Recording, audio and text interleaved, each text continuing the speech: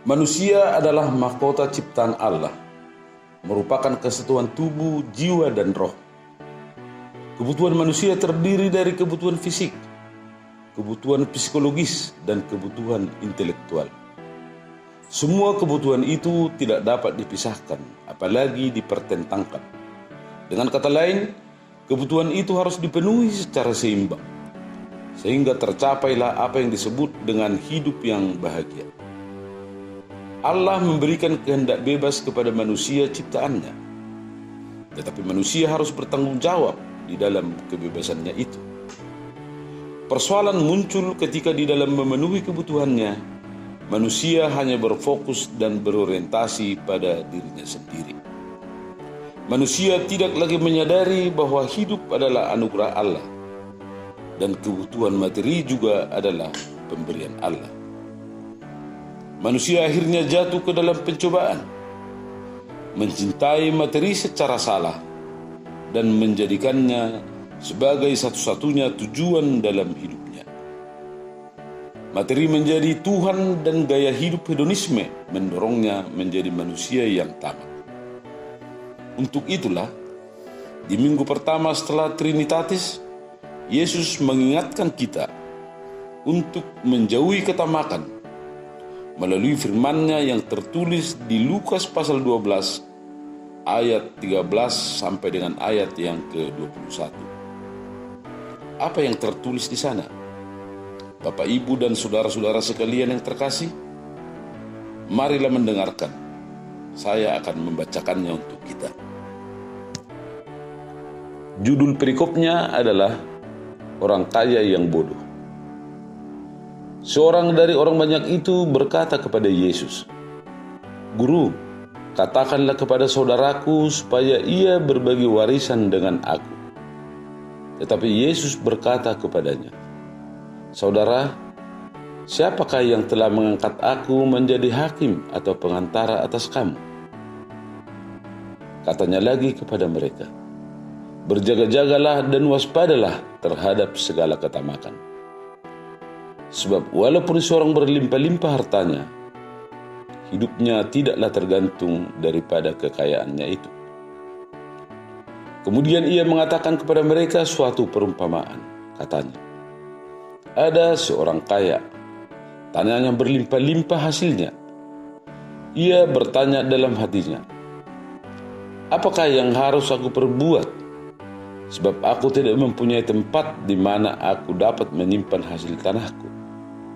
Lalu katanya, 'Inilah yang akan aku perbuat. Aku akan merombak lumbung-lumbungku, dan aku akan mendirikan yang lebih besar, dan aku akan menyimpan di dalamnya segala gandum dan barang-barangku. Sesudah itu aku akan berkata kepada jiwaku, jiwaku, ada padamu banyak barang, tertimbun untuk bertahun-tahun lamanya. Beristirahatlah, makanlah, minumlah, dan bersenang-senanglah.' Tetapi firman Allah kepadanya, 'Hai engkau orang bodoh, pada malam ini juga jiwamu akan diambil daripadamu. Dan apa yang telah kau sediakan, untuk siapakah itu nanti?' Demikianlah jadinya dengan orang yang mengumpulkan harta bagi dirinya sendiri, jikalau ia tidak kaya di hadapan Allah."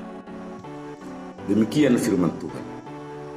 Nats di atas adalah perumpamaan yang disampaikan oleh Yesus Kristus kepada murid-muridnya dan kepada orang banyak yang mengikutinya. Melalui perumpamaan itu, Yesus mau mengatakan satu hal, yaitu, jauhilah ketamakan, sebab walaupun seseorang berlimpah-limpah hartanya, hidupnya tidaklah tergantung pada kekayaannya itu.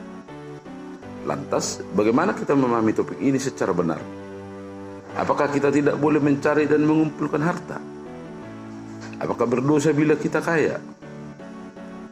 Salahkah membangun karir dan mendapatkan jabatan dalam pekerjaan kita? Jawabnya adalah, berusahalah untuk kaya. Bangunlah karir setinggi-tingginya dan dapatkan jabatan atas prestasi-prestasimu. Anak-anak terang harus menjadi yang terbaik, yang paling unggul, dan menjadi teladan. Dalam kaitan dengan itu, maka ada dua hal penting yang perlu untuk kita ketahui. Yang pertama, kekristenan tidak anti terhadap uang dan kekayaan. Uang pada dirinya tidaklah jahat. Semua orang membutuhkan uang, mencintai uang. Tetapi harus diingat bahwa uang adalah alat, bukan tujuan. Uang adalah sesuatu yang penting, tetapi bukan segala-galanya. Uang akan menjadi alat yang efektif dan berguna, berfungsi sebagai pelayan yang baik apabila kita menguasainya. Tetapi sebaliknya, uang akan menjadi tuan yang jahat jika kita dikuasainya. Tugas-tugas pelayanan juga tidak akan pernah berjalan dengan maksimal apabila tidak didukung oleh keuangan yang cukup. Dan semua gereja dalam perjalanannya tidak terlepas dari peran dan partisipasi warga jemaat yang memiliki kemampuan lebih dalam hal materi atau uang. Tuhan memakai mereka untuk tugas-tugas dan tanggung jawab penting dalam organisasi gereja.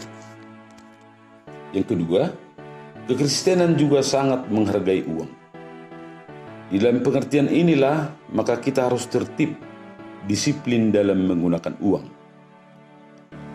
Maka uang harus dikelola secara bertanggung jawab dan akuntabel. Di dalam Lukas pasal 16 ayat 1 sampai dengan ayat yang ke-9 digambarkan oleh Yesus bahwa kita adalah bendahara yang mengelola milik tuannya, di mana bendahara itu memiliki status hanya sebatas pengelola dan bukan sebagai pemilik kekayaan itu. Dengan pemahaman di atas, di satu sisi gereja harus memotivasi dan mendorong jemaat untuk keluar dari kemiskinan. Gereja harus mengatakan bahwa miskin itu buruk. Gereja harus mengedukasi jemaat bahwa kekayaan itu perlu. Berusahalah menjadi kaya sebab kekayaan itu baik. Tetapi di sisi lain, apabila jemaat sudah keluar dari kemiskinan, barulah gereja mengingatkan supaya jemaat jangan seperti orang kaya yang bodoh, sebagaimana dalam perumpamaan yang disampaikan oleh Yesus Kristus. Gereja harus mengingatkan bahwa menjadi kaya itu bukan segala-galanya. Berhati-hatilah supaya jangan jatuh ke dalam pencobaan. Kata kuncinya adalah, silahkan mencari harta dan mengumpulkan uang sebanyak-banyaknya. Tapi jangan mau diperhamba atau diperbudak harta. Ketika kita sudah menjadi budak harta, maka sesungguhnya kita sudah berada di zona ketamakan. Di zona ketamakan inilah lahir perilaku yang menghalalkan segala cara untuk mendapatkan sesuatu yang kita inginkan. Segala jabatan dan kuasa yang kita miliki menjadi alat yang jahat, alat untuk menindas orang lemah dan mengeksploitasi orang-orang yang miskin. Pada akhirnya, ketamakan tidak hanya merusak orang lain, tetapi akan merusak diri kita sendiri.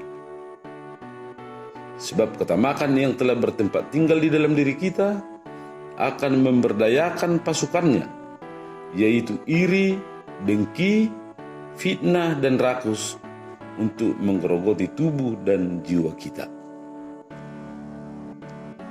Selanjutnya, bagaimana caranya supaya kita mampu menuruti nasihat Yesus, yaitu menjauh dari ketamakan itu?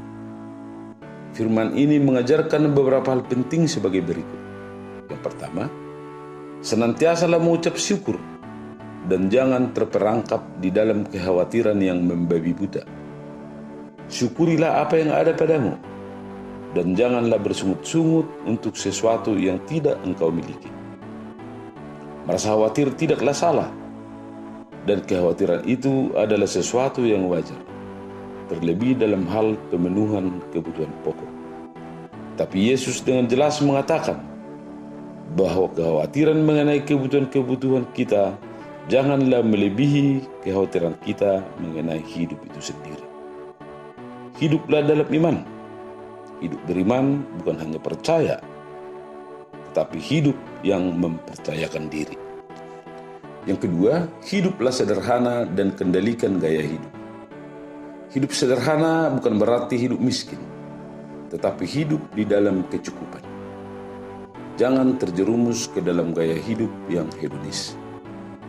Dan yang ketiga, tetapkanlah garis batas antara kebutuhan kita dengan kebutuhan orang lain. Dan jangan pernah melanggar garis itu.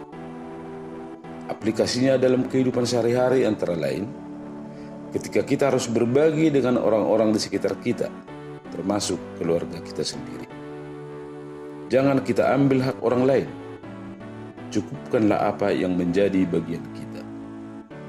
Jangan hanya pintar matematika perkalian, tetapi bebal dalam matematika pembagian.